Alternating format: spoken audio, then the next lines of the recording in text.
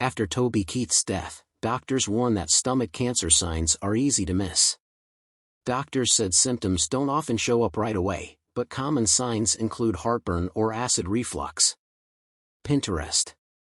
LinkedIn. Health news. After Toby Keith's death, doctors warn that stomach cancer signs are easy to miss. Doctors said symptoms don't often show up right away, but common signs include heartburn or acid reflux. Country music superstar Toby Keith dies at 62.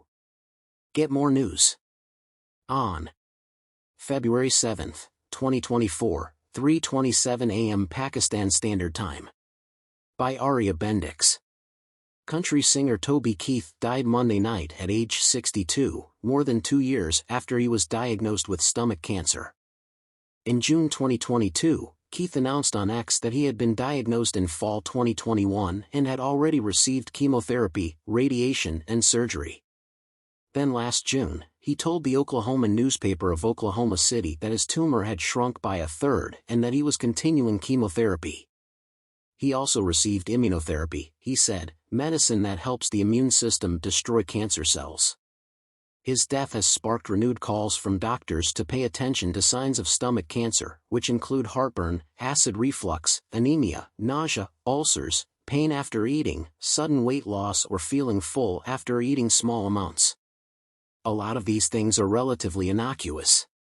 But of course with a cancer, that's how it gets you, said Dr. Fabian Johnston, the division chief of gastrointestinal oncology at Johns Hopkins Medicine. Johnston said doctors and patients may be inclined to dismiss symptoms like acid reflux as harmless, which can delay diagnoses. By the time symptoms appear, many already have advanced disease, he said. The average age of diagnosis is 68, and men have a slightly higher risk.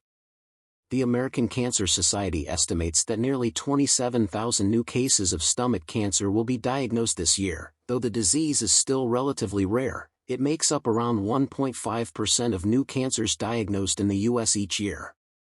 Overall rates of stomach cancer diagnoses have also declined slightly over the last 10 years. But rates among adults younger than 50 are rising, for reasons that aren't clear. There's something that's going on, something we're eating, something we're ingesting, some combination of factors that's modern and present, which is resulting in these increased cancers in young people, said Dr. Ben Schlechter, a gastrointestinal medical oncologist at Dana-Farber Cancer Institute in Boston.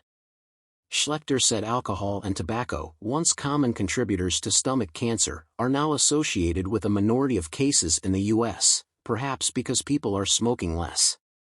Instead, many new cases are found in people with chronic acid reflux or infections with a bacterium called Helicobacter pylori, which can cause inflammation in the stomach. However, scientists haven't pinpointed why certain people with those conditions get stomach cancer and most do not. For many patients right now, it's a disease of bad luck, Schlechter said. Maybe there's an association with H. pylori infection. Maybe there's a history of heartburn or reflux, but usually it's not as clear. Schlechter said stomach cancer is generally aggressive compared to other cancers. It doesn't mean that people are imminently dying. It just means that the tools that we have to cure them are pretty limited, he said.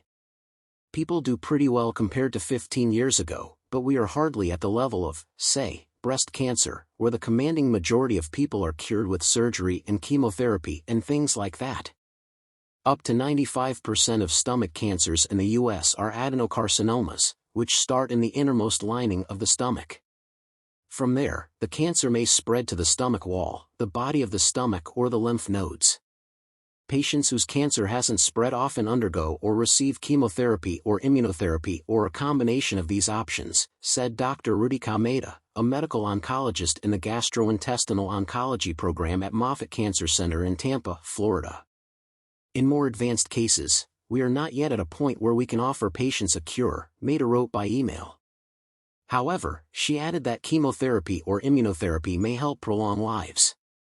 Doctors are also getting better at matching patients with treatments that target specific proteins associated with stomach cancers. For instance, some stomach cancers express a gene called HER2, which is also linked to breast cancer.